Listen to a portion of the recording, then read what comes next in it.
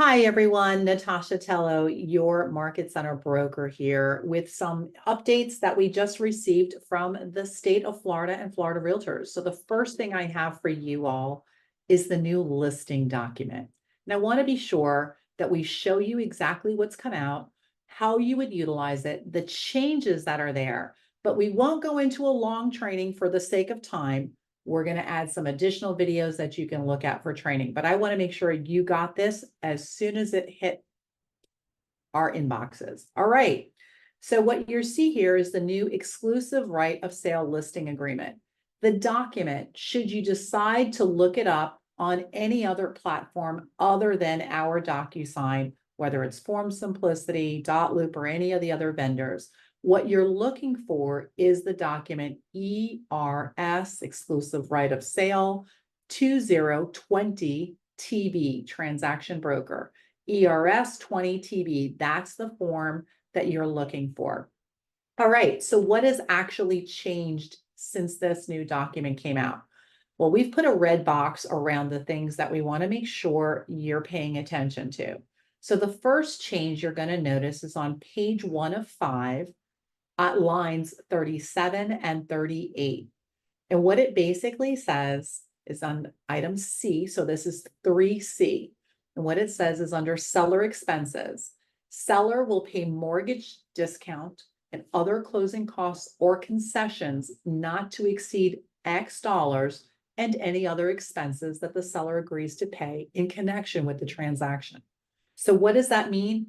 That is simply a place for you to now insert a concession. If a seller makes a decision while placing the property on the market that they are going to offer a potential consumer a credit for repairs, insurance discounts, mortgage, and or whatever it is that they want to offer a consumer in advance.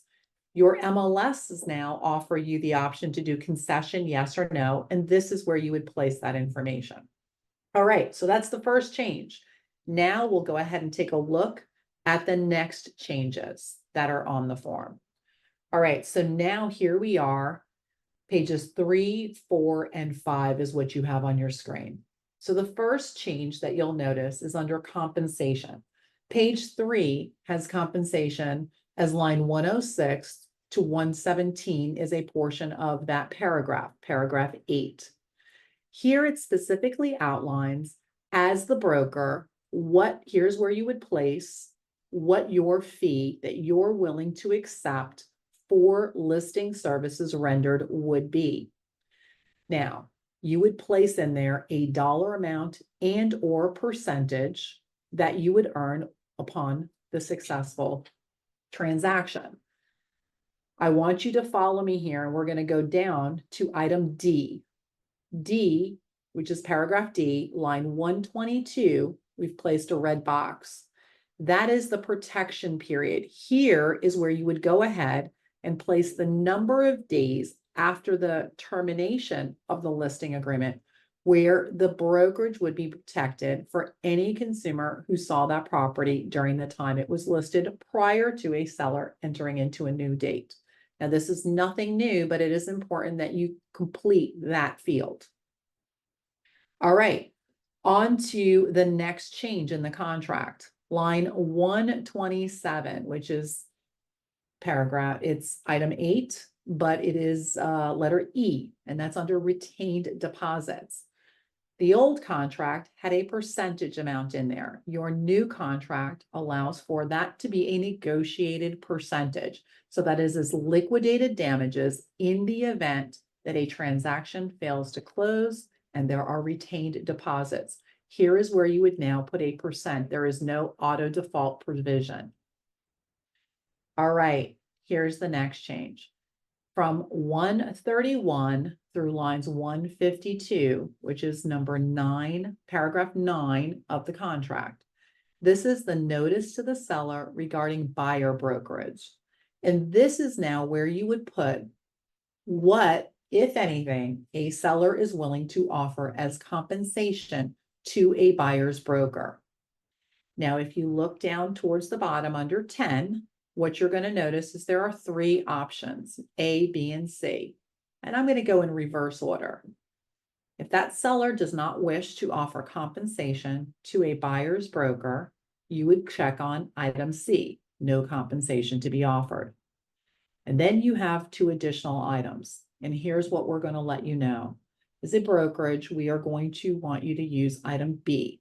Seller authorizes the broker to offer compensation to the buyer's broker from the seller in the amount of whatever dollar amount and or percentage that seller wishes to offer.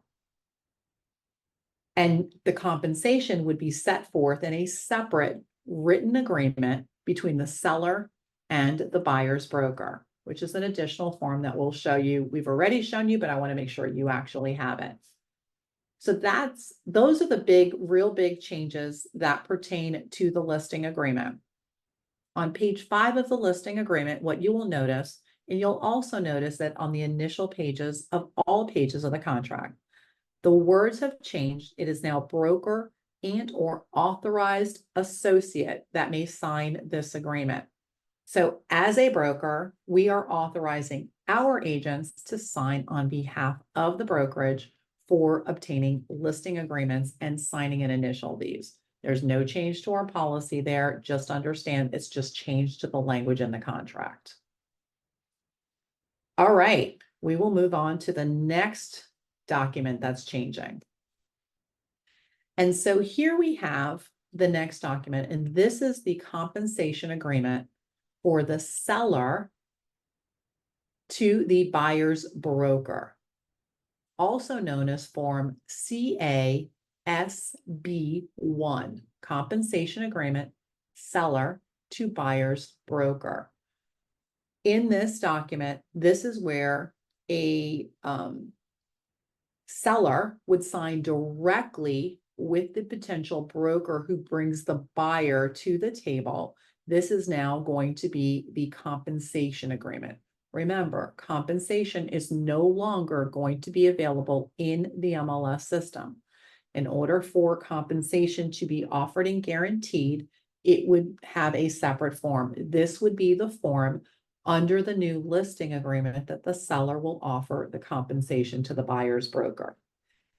Whatever percentage or dollar amount or flat fee is offered in here, if that changes anytime after it's been signed by the parties, a modification agreement would be required. And that would be this form right here. That would be MCA 2. Now, MCAs, it has nothing to do with our market center MCAs. That is the name of the document. Again, MCA 2, and that just means modification to compensation agreement, seller to buyer's broker. And this is where you would outline any modifications to that compensation, whether the compensation went up or the compensation went down, it would need to be modified here. Really important to note is that final compensation on the closing documents must match, as per the settlement agreement, it must match to whatever we have in writing. We cannot have a different number on the closing statement than we have agreed to in writing between the parties. All right, we've got a couple more forms on the listing side.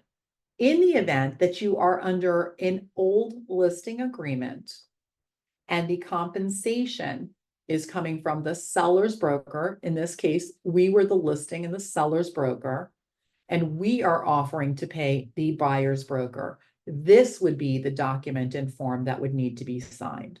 And this would be signed between the two brokers of the two offices, and that would guarantee the compensation, whatever the dollar amount was negotiated.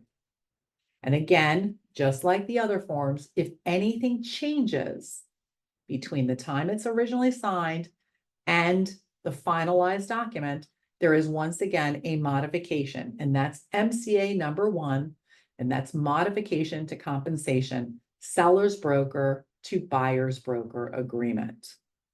We know this is a lot of changes to digest, but just like everything, I also know that once you get used to the documentation, you're going to be business as usual. You're going to continue to support, you're going to continue to serve your customers at the highest level possible. And as always, we are here to answer any questions you have.